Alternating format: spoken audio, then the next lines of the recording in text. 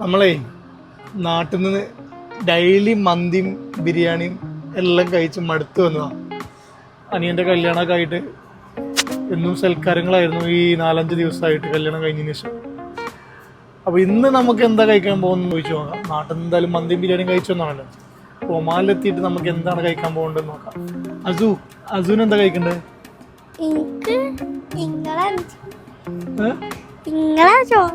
ചോറോ? ചോറ് കഴിക്കാൻ പോവാന്നുള്ള സമയം 2 മണിയായി. പോയി നോക്കാം ചോറ് കിട്ടുമോ നോക്കാം. ഇന്ന് രാവിലെ എത്തിയുള്ളൂ, വീട്ടിലൊന്നും ഭക്ഷണം ഉണ്ടാക്കിയിട്ടില്ല. അപ്പോൾ നമുക്ക് പോയി നോക്കാം എവിടെയാണ് നല്ല ചോറുള്ളത്. ഞങ്ങളുള്ളത് വാദികബീർ ഏരിയയാണ്.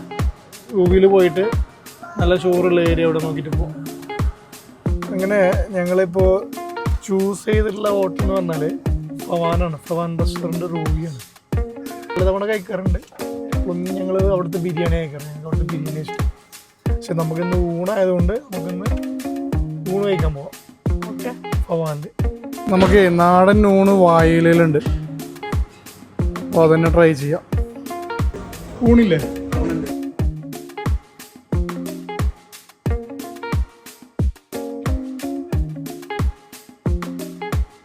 നമ്മൾ പ്രതീക്ഷ പോലെ തന്നെ നല്ല ബെസ്റ്റ് ഊണാണ് നമുക്ക് കിട്ടിയത്. 2 കൂട്ടം കറിയും ഉണ്ടായിരുന്നു. പിന്നെ അതുപോലെ മാങ്ങാ പുളിശ്ശേരി, തേങ്ങാ ചമ്മന്തി, ഫിഷ് ഫ്രൈകളും ഉണ്ടായിരുന്നു. നിങ്ങൾ റൂബിയിൽ വന്നിട്ട് ഒരു ഊണ് അന്വേഷിക്കുന്നവരാണെങ്കിൽ നിങ്ങൾക്ക് ബെസ്റ്റ് ചോയ്സാണ് ഫവാൻ റെസ്റ്റോറൻറ്റ്.